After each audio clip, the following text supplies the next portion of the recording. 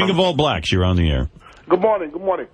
Hey, Howard, I always wanted to know, I asked the rabbi, but he was talking about, I don't know what he was talking about, but why don't Jews eat pigs, pork?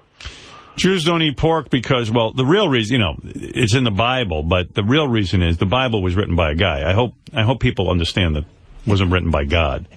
I mean, So back when... it was written by people who know God. Back when the Bible was written, man was very much out of control. So what they did was, the Bible was like a little morality story to get men under control, to quit raping women and to quit, burning down villages. And they wanted to give them guilty consciences. Quit sodomizing. Right. So, they created heaven so people be scared that once they die. So one of the things that the Bible was also based on was what was going on health-wise at the time. And pigs would carry something called trichinosis. And pigs were very unhealthy because... they weren't, they carried worms and this kind of thing. So they put in the Bible almost these kosher laws. In the Jewish religion, they put in these laws to really regulate man so that he wouldn't be spreading disease and all this other stuff. And getting sick himself. Right. So it came down that Jews couldn't eat anything with a cloven foot, a hoof. Cloven hoof. Cloven hoof. Oh. Cloven hoof means, how pigs have three little separations in the hoof? That's cloven. Yeah. And there's a whole bunch of other things like shellfish and other things that you can't eat. You can't mix meat and milk because what it was, I think, was a lot of milk products were bad. It was all based on what was going on, where people were at health-wise, and where our dietary laws come from. We're strictly just trying to get shit under control. But now it doesn't make any sense. I mean, most Jews eat pork. Most Jews aren't kosher. That's very rare. Benji is grossed out by pork. I'm grossed out by pork because pigs are so evolved. But I thought it's not a religious thing, Benji, right? It's just... This one that I know... We're talking to Benji? Oh, I'm sorry. All right, just being honest. Thanks, Artie. I'm sorry. No, I know it's not logical, but it does gross me out, yeah. Yeah, okay, good. Right. But this rabbi I know, he's real strict. Like, his wife has a bald head with a wig on. Yeah, a lot of Are they bald under there? A lot of super religious. I mean, there's all kinds of Jews, and I never understood it. Like, there's Reform Jews who are practically not Jews. Like, these are Jews that are really Christian. Right, that's what I call the Reform Jews. Reform Jews. I mean, Jews for Jesus? Like, the first time my aunt belonged to a Reform temple when I was a kid, and I was shocked because my parents belonged to, like, a conservative temple. And I went, and there was a choir and an organ. Which is verboten, too, right? Well, You're not supposed to have a choir? The only place I ever saw that was a church. I was pretty sure I was in a church. But why can't you sing in the temple? No, you could sing in the temple. But they usually have the choir somewhere else. Yeah, you know what? You got me. I don't know. They're not usually, like in a church, they're right there. In the temple, they're usually up above somewhere. Reform is the closest thing to being Christian that you can be if you're Jewish, and it's fun, and like they want to make it fun for kids. Yeah, I think they do the Mass in Latin.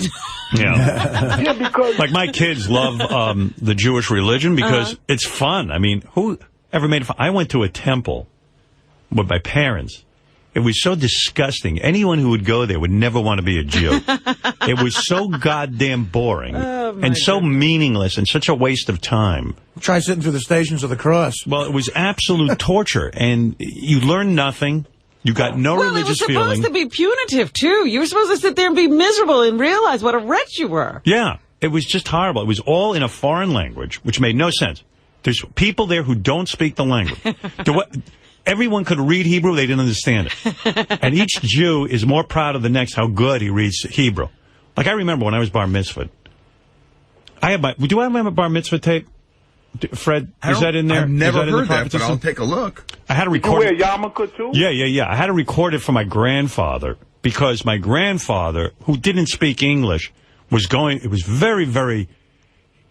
I was told he was going to be at my bar mitzvah, he was going to sit in the front row, and if he heard any word read wrong, he would be furious. Oh, dear. Yeah, why do I remember hearing that tape of you? Yeah, I probably brought it in at one point. Yeah. I'm sure it's around. Scott the engineer might have it.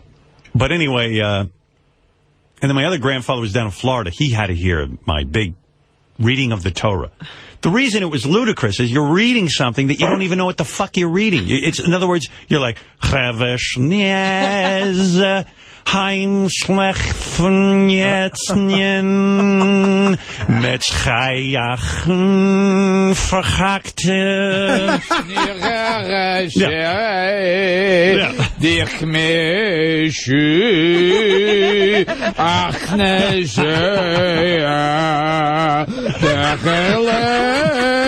What's not fun about this?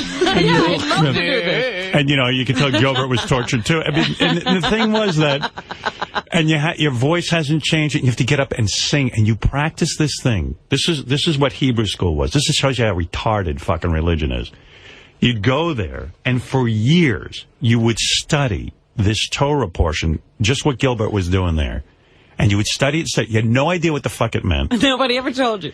The head Jew teaching you how to read it smelled to high hell. Oh. I mean, I remember the guy who taught me, he had breath that would knock, it smelled like if somebody ate a shit sandwich. And then... How do some people get that? Drank liquid shit to swish it all down with. And then for dessert, instead of chocolate, had a big shit cake. And nobody ever tells them. No, well, you're a kid, and you sit there next to him, and you get woozy and headachy because the guy stinks so bad. But I'm just saying, they're around adults at some point during the day. Nobody will tell them. I don't know, man. Well, the other adults smell the same way. This fucking character, I mean, this guy, and he'd go, Tzvi. That was your name? Yeah, and by the way, Howard has no translation into Hebrew, so they gave me the shittiest name, too. Everything about it was shit. Shvi was your name? Tzvi. Not even Shvi. Shvi would be fine. It was Tzvi. And you had to say Tzvi. And so he'd go, Tzvi. Yes, sir? This is like the mob with bad names, bad nicknames. Tzvi, let me hear you do the Haftarah. And then he'd breathe on me with his shit breath. And then I begin my song. And it'd be like, no, Tzvi.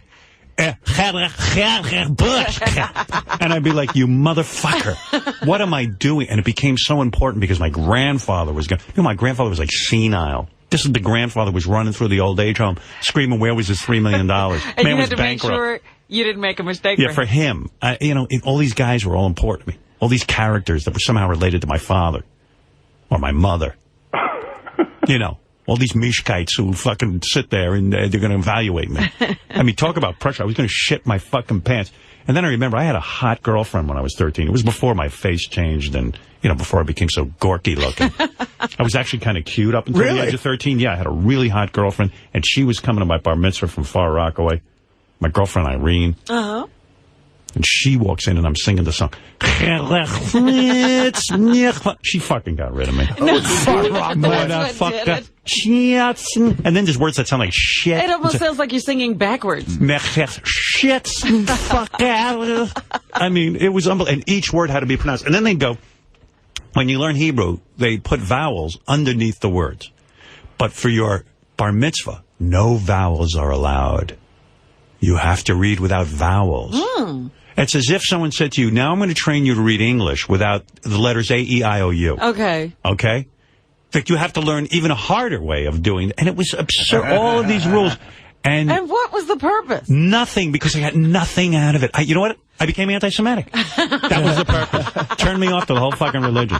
Wanted nothing to do with Jews and the religion. Let's hear the Torah. Heil Hitler. I was like, wow, I was born into this. I mean, what? This is insanity.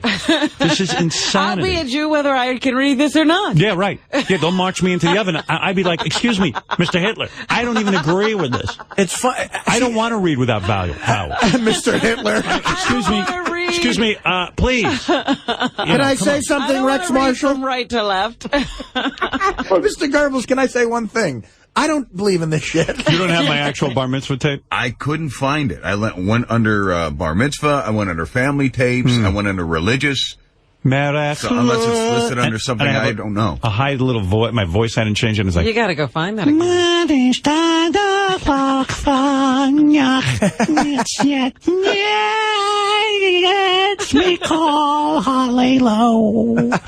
I mean, you never heard such nonsense. And I noticed. And it was a year or two of nonsense, of learning this portion. And Really, I wish I had studied guitar instead of that. I mean, I could have been a rock They star. forced you to do this, you know. You there didn't was no question. You could quit everything else. Yeah, and my sister, being a girl, she didn't have to. My sister was smart. She was just like, I don't want to do that.